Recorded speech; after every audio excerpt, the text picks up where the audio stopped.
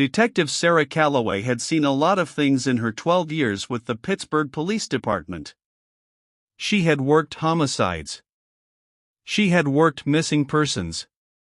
She had worked cases that kept her awake at 3 a.m, staring at the ceiling of her apartment, replaying crime scene photographs behind her eyelids until the alarm went off and she got up and went back to work.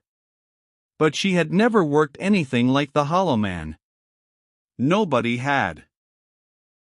The name had come from the media, the way names always did, as some junior reporter at the Pittsburgh Gazette who'd noticed a pattern that the department had been trying, unsuccessfully, to keep quiet.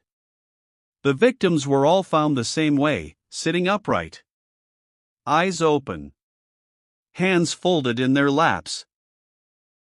In chairs, on benches, once on a park bench in the middle of Schenley Park at 2 p.m, surrounded by joggers and dogwalkers who had apparently passed a dead man for 45 minutes without realizing he was dead. Because they looked alive. That was the thing that nobody outside the investigation quite understood, the thing that the media coverage never quite captured. It wasn't just that the victims appeared peaceful. It wasn't just that there were no signs of struggle, no visible wounds, no apparent cause of death. It was that they looked present. Alert. As if they had simply stopped mid-thought and would, at any moment, continue. Sarah had stood over the fourth victim, a 42-year-old accountant named Gerald Marsh, found sitting in an armchair in his own living room by his wife, and had the overwhelming, irrational conviction that if she spoke to him, he would answer. She hadn't spoken to him.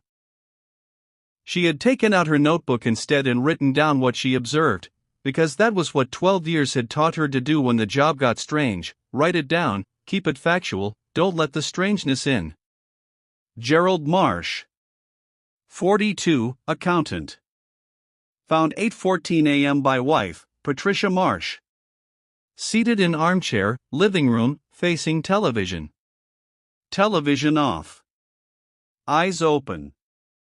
Hands in lap. No visible trauma. No sign of forced entry. No sign of struggle. Wife reports he appeared to be sleeping when she first looked in. Went to wake him. Could not. Could not. Sarah had underlined those two words. She'd asked Patricia Marsh what she meant, exactly, I could not. Patricia Marsh had looked at her with the particular expression of a person who knows their answer will not be believed and has decided to tell the truth anyway. I touched his shoulder, Patricia said. To wake him. And I couldn't move my hand. It was like touching something frozen. Not cold, exactly. Just stopped. Like the air around him was stopped. I pulled my hand back and I called 911. Sarah had written that down too. She had not underlined it. She had moved on to the next question. But she had not forgotten it. The first victim had been found 8 months ago. His name was Thomas Bright, and he was a retired schoolteacher from the Squirrel Hill neighborhood who had been discovered by his neighbor in his kitchen, seated at his breakfast table with a half-eaten bowl of oatmeal in front of him. The medical examiner's initial report had listed cardiac arrest as the probable cause of death. He was 67 years old. Cardiac arrest was plausible. The second victim had complicated that narrative considerably. She was 23 years old. Her name was Keisha Williams, and she was a graduate student in biochemistry at Carnegie Mellon. She had been found in the university library by a classmate who had thought, for nearly 10 minutes, that Keisha was asleep over her textbooks. She was in perfect health. Her heart had simply stopped. The third victim was a 38-year-old construction worker. The fourth was Gerald Marsh, the accountant. The fifth, which was when Sarah had been assigned to the case, was a retired police captain named Howard Briggs. That last one had gotten the department's attention in a way the previous four had not. Sarah had been given the case file on a Monday morning by her lieutenant, a man named DeSoto who had the look of someone delivering news he would rather not be delivering. "We've got 5 victims," DeSoto said. "No cause of death. No connection between the victims. No witnesses. No forensic evidence." He paused. "The FBI has been briefed. They're sending a behavioral analyst. What do they think? They think it's a serial killer. Obviously." DeSoto rubbed his face. "The problem is the method. We can't figure out the method. There's no poison in the toxicology screens. No trauma. No," he stopped. "No what?" DeSoto looked at her. "The ME says all 5 victims show the same anomaly in their brain scans. Post-mortem scans, done after the autopsies. A specific region of the brain, the hippocampus, she said, is completely intact in all 5 cases. Not just intact. Preserved." "Like," he stopped again. "Like what?" Sarah said. "Like something removed everything else and left only that," DeSoto said. "She says she's never seen anything like it. She used the word extracted." Sarah had driven home that night and sat in her car in the parking lot of her apartment building for 20 minutes before going inside. Extracted. She had looked up the hippocampus when she got home. Memory. The hippocampus was associated with memory. Long-term memory formation and retrieval. Whatever had killed 5 people and left no trace had left behind, intact and untouched, the part of their brain that held their memories. Sarah did not sleep well that night. The FBI analyst arrived on Wednesday. His name was Marcus Cole, and he was not what Sarah had expected. She had expected the behavioral analyst type, polished, academic, slightly condescending. Marcus Cole was none of those things. He was in his early 40s, lean and quiet, with the kind of stillness that suggested either exceptional calm or exceptional tension held under exceptional control. He shook Sarah's hand and looked at her in a way that suggested he was paying close attention to something she wasn't aware of.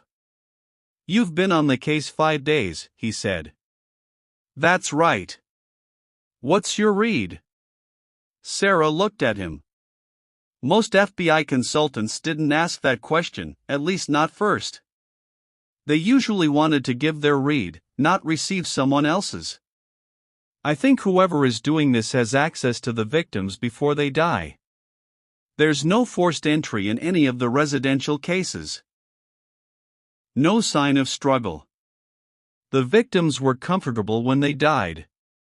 They sat down voluntarily." "They sat down voluntarily," Marcus repeated. "Or they were placed. But the body positions suggest voluntary. No signs of post-mortem repositioning. So they knew their killer. Or they weren't afraid of their killer," Sarah said. "Which isn't quite the same thing." Marcus Cole looked at her for a moment.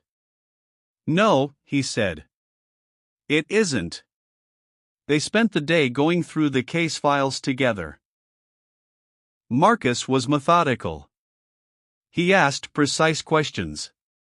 He didn't share his own opinions freely, but when Sarah pushed, he answered directly. At 4 in the afternoon, he said, "The hippocampus finding. Has the ME run any additional tests?" "She's run everything she can think of." "No results." "Has she consulted with a neurologist?" 2. Neither of them had an explanation. Marcus nodded. He was quiet for a moment. Then he said, carefully, "Have you considered the possibility that the hippocampus wasn't left behind by accident?" Sarah looked at him. "What do you mean?" "I mean, what if leaving the hippocampus intact is intentional? What if whoever is doing this wants to preserve the memories?" "Why would?" Sarah stopped. You think they're taking something from the brain. I think the evidence suggests that something is being removed from the brain and something is being left behind, Marcus said. I don't know what that means yet. But I think it means something. That night, Sarah sat in her car outside the office for a long time. She thought about Thomas Bright, Keisha Williams, the construction worker, Gerald Marsh, Howard Briggs. She thought about what Patricia Marsh had said. Like the air around him was stopped. She drove home. She did not sleep at all. The sixth victim was found on a Friday morning. Her name was Dr. Linda Park, and she was a neurologist. She had been found in her office at the university hospital, seated at her desk, hands folded, eyes open. The cleaning staff had found her at 6 a.m. She had apparently been there since late the previous evening. Sarah stood in Dr. Park's office and felt the hair on the back of her neck rise. Because Dr. Park was one of the two neurologists who had been consulted on the Hollow Man case. She called Marcus from the crime scene. I know, he said. He was already in the building. He arrived in the office 3 minutes later, and Sarah noticed that he looked different from the previous 3 days. Tighter. More controlled. The exceptional tension more visible than usual. She consulted on our case, Sarah said. I know. That's not a coincidence. No, Marcus said. It's not. Sarah looked at him. You know something you haven't told me. He was quiet for a moment. Then he said, walk with me. They went to the hospital cafeteria, which was mostly empty at that hour, and sat at a corner table. Marcus put his hands flat on the table and looked at them for a moment, as if deciding something. I've seen cases like this before, he said. Sarah stared at him. What? Not identical. But similar. I've been with the Bureau for 18 years. In that time, I've encountered 4 other clusters of deaths with similar characteristics. Similar presentation. No cause of death. No forensic evidence. Victims seated, apparently at peace. He paused. Different cities. Different years. Different victims. Same hippocampus finding. Why isn't that in your file? Sarah said. Because it's not in any official file, Marcus said. Because the official conclusion in all 4 previous clusters was natural causes or undetermined. Because, he stopped. Because what? Because the investigators who pushed for further investigation in 2 of those clusters were subsequently found dead, Marcus said. Seated. Hands folded. Eyes open. The cafeteria was very quiet. You're telling me, Sarah said slowly, that this thing, whatever it is, kills people who get too close to it. I'm telling you that appears to be a pattern, Marcus said. Yes. Sarah thought about that for a moment. Then she said, how close are we? Marcus looked at her. Dr. Linda Park had kept a journal. They found it in the drawer of her desk, a plain composition notebook, the kind you'd buy at a drugstore. It was tucked under a stack of research papers, as if she had wanted it accessible but not visible. Sarah read it in the evidence room, wearing gloves, photographing every page. Most of it was ordinary. Notes on cases. Thoughts about research. The daily texture of a busy professional's inner life. But the last 30 pages. Written over the 3 weeks since she had been consulted on the Hollow Man case, were different. Dr. Park had begun to have dreams. She described them in careful, clinical language, the language of a scientist trying to be objective about her own subjective experience. But the content was not clinical at all. Dream, November 14th. I am in a dark room. Not a room exactly, more like an absence of room. A space that has the quality of a room without the physical characteristics. There is something else in the space with me. I cannot see it, but I am aware of it the way you are aware of another person standing close behind you in the dark. It is not threatening. That is the strange part. Whatever it is not threatening. It seems interested. As if I am something it wants to examine. Dream, November 17th, the same space. The same presence. I had the feeling that it was learning something from me. Not taking, not quite. More like reading. The way you read a book, taking in information without damaging the pages. Dream, November 21st, I was not afraid. I know I should have been afraid. Whatever this thing is, it killed 6 people. I am now certain they did not die naturally, whatever the official conclusions say. But in the dream, when I am with it, I am not afraid. It feels like familiarity. Like something I have always known and am only now remembering.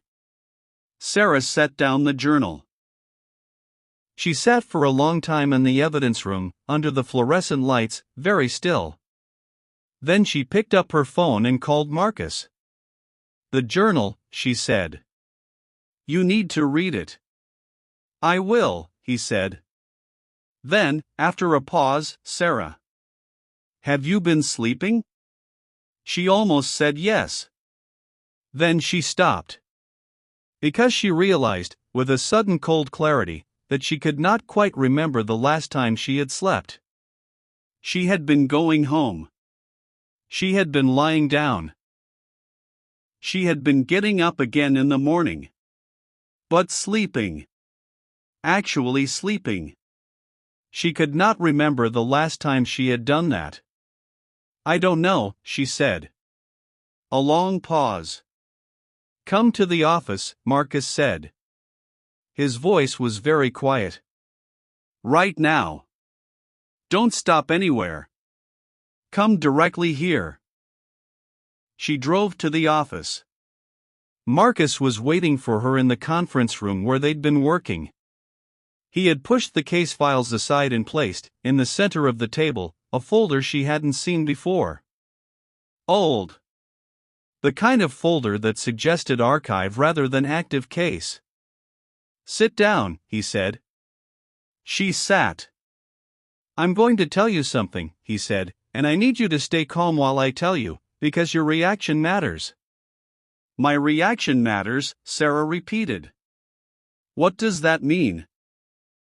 "It means that what I'm about to describe is sensitive. To strong emotion. It's drawn to strong emotion. Fear especially. So I need you to stay as calm as you can." Sarah looked at him for a long moment. Then, with an effort of will that felt physical, she steadied herself. Breathed. Settled. "Tell me," she said. Marcus opened the folder. Inside were photographs. Decades old, some of them. Crime scene photographs from other cities. Other years. The same presentation, seated victims. Folded hands. Open eyes. "I've been tracking this for 11 years, Marcus said. Since a cluster in New Orleans in 2015 where I was the lead analyst. 6 victims in 3 weeks. Same as here. I went to my superiors. I was told the deaths were natural causes. I pushed. I was reassigned." He paused. "One of my colleagues who kept pushing was found dead 3 months later." Seated. Hands folded. "What is it?" Sarah said. "What are we dealing with?" Marcus was quiet for a moment. "The best I've been able to determine, and I want to be clear that this is not a conclusion I reached easily or quickly, is that it's an entity. Not a person. Not a human killer. Something else. Something else, Sarah said.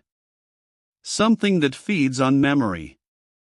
On human memory, specifically. It doesn't kill its victims in any conventional sense. It extracts. It takes the accumulated memory of a person's life, leaving the hippocampus intact because the hippocampus is the storage structure and the entity needs the structure to access what's stored there. He stopped. What it takes, the memories themselves, I believe it uses them. Somehow. Processes them. I don't know what for. But that's the sustenance. That's what it needs. Sarah was very still. And the dreams, she said. Marcus looked at her. It approaches through dreams, she said. Before it takes someone. It reads them first. Learns them. Like Dr. Park described. Yes, Marcus said quietly. How long does that process take? In every cluster I've documented 2 to 3 weeks between first dream contact and death. Sarah thought about the fact that she could not remember the last time she had actually slept. Marcus, she said. How long have you been having the dreams? A long silence. 6 weeks, he said. They worked through the night. Not on the case in the conventional sense, not on evidence or suspects or forensic timelines. They worked on the entity itself. On Marcus's 11 years of research, compiled in a series of private files he kept on an encrypted drive. On the 4 previous clusters. On everything he had been able to learn about what they were dealing with. What he had learned was not much. But it was something. The entity was drawn to intelligence. To complex, richly organized minds. Every victim in every cluster had been not necessarily educated, but cognitively distinctive in some way. Teachers. Scientists. Artists. Investigators. The entity was drawn to investigation. Specifically, it was drawn to people who were trying to understand it. Dr. Park's death was not a warning, Marcus believed. It was appetite. The entity had become aware of Dr. Park's interest in it through her dreams, and her neurological expertise had made her mind uniquely interesting to the entity. They were, Sarah realized, feeding it by investigating it. And yet stopping the investigation was not an option. Because in 2 weeks, based on Marcus's timeline, one or both of them would be found seated and folded-handed in a chair somewhere. There has to be a way to stop it, Sarah said. I've been looking for 11 years. And? Marcus hesitated. There's one thing. In the New Orleans cluster, one potential victim survived. A woman who had been experiencing the dream contact for nearly 3 weeks, she should have been next. And then the cluster simply stopped. The entity moved on. He paused. I interviewed her afterward. She told me that she had confronted it. In the dreams. Instead of being passive, instead of letting it observe her, she had turned toward it and engaged with it directly. Engaged with it how? She talked to it, Marcus said. She spoke to it as if it were a person. She asked it questions. She expressed not fear, not defiance. Curiosity. Genuine curiosity about what it was. He looked at Sarah. She said it paused. Like something that had been reaching toward her suddenly held still. And then it withdrew. Sarah thought about that. It's used to taking, she said slowly. Used to feeding. Used to people being afraid or unaware. Someone who isn't afraid. Someone who's genuinely curious about it, treating it like something worth understanding. It doesn't know what to do with that, Marcus said. It's my best theory. The only one I have. Sarah looked at him for a long moment. Then she looked at the window, at the dark sky beginning to lighten with early morning. Tonight, she said. When it comes, I'm going to talk to it. She didn't sleep so much as she allowed herself to sink.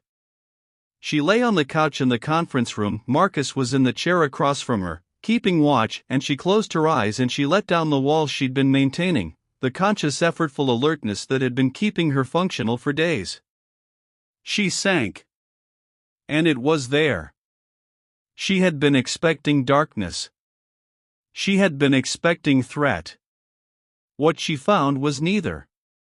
It was the quality of a vast, still attention. The feeling of being observed by something immeasurably old and patient, something that had been watching and waiting and collecting for longer than she could comprehend. She did not run. She did not flinch. She turned toward it. I know what you are, she said, in the dream, without speaking. Or I know something about what you are. You collect memories. You've been doing it for a long time. The attention shifted. Focused. She felt it the way you feel a searchlight swinging toward you. Not threatening, just intensely, completely concentrated. I want to understand why, she said. Not to stop you. Not to expose you. I genuinely want to understand. The stillness deepened. And then, something she had not expected. Not words, not images. A sensation. The sensation of incomprehensible age.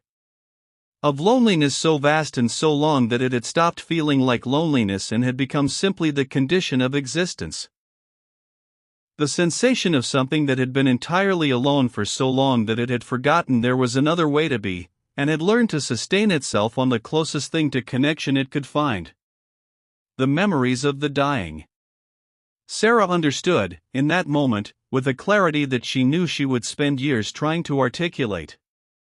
It wasn't feeding. Not exactly. It was remembering. It was keeping. You're preserving them, she said.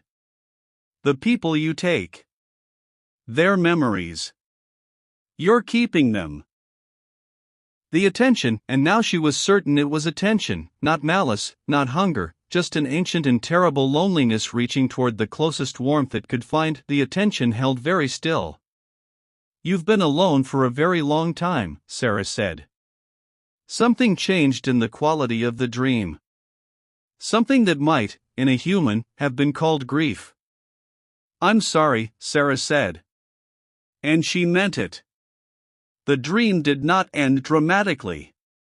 It did not shatter or dissolve. It simply receded, the way a tide recedes, slowly and without drama, until Sarah was lying on the conference room couch with her eyes open and the morning light coming through the windows and Marcus watching her from across the room. Well, he said. Sarah sat up. She was very tired. She felt, for the first time in weeks, that she might actually be able to sleep. It's not going to take anyone else, she said. Not from here. Not now. Marcus looked at her for a long time. How do you know? Sarah thought about the sensation of incomprehensible loneliness. About the feeling of something that had been entirely alone. For so long it no longer remembered what connection felt like. About the fact that she had offered it something it had never been offered before. Not fear. Not flight. Not investigation. Just acknowledgement. The simple, human acknowledgement that it existed, that it was real, that it was not nothing. Because I saw it, she said. And it saw me. And sometimes that's enough. The cluster stopped. No seventh victim. No eighth. The Pittsburgh Hollow Man case went officially unsolved. Cause of death undetermined in all 6 cases, file closed after 18 months with no new leads. Marcus Cole returned to Quantico. He sent Sarah, 3 months later, a brief email. "I've been sleeping. Actual sleeping. You?" She had written back, "Yes." She did not write what she had not told him. What she had not told anyone. That sometimes, in the space between waking and sleeping, she still felt it. Not threatening. Not reaching. Just present, the way a familiar presence is present in a house you've lived in long enough.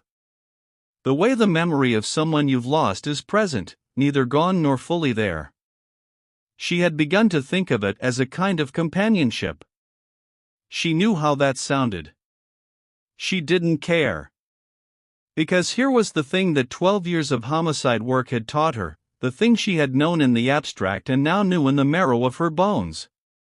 Everything that exists wants, above all else, to be known. The murderers she had caught. The victims she had spoken for. The family she had sat with in the worst moments of their lives. Everything wanted to be seen. Wanted someone to look directly at it and say, "I know you are there. I know you are real." Even things that were not human. Even things that were ancient and lonely and had been sustaining themselves for millennia on the warmest substitute for connection they could find. Even those things. Sarah Calloway sat at her desk on a quiet Tuesday afternoon, 6 months after the case had closed, and felt the familiar presence at the edge of her awareness, and did something she had never done before in the privacy of her own mind. She said hello. 14 months later, a detective in Seattle named James Park, no relation to the neurologist, opened a case file. 6 victims. Seated. Eyes open.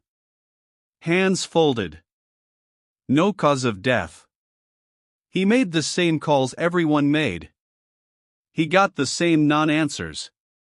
He requested the FBI's involvement and was connected, after some bureaucratic delay, with a behavioral analyst. The analyst's name was Sarah Calloway. She arrived on a Tuesday morning and shook his hand and looked at him in a way that made him feel, briefly and inexplicably, that she was paying attention to something he wasn't aware of. "Tell me everything," she said. And James Park, who had been having strange dreams for the past 2 weeks, looked at her and felt, without being able to explain why, that he was going to be all right.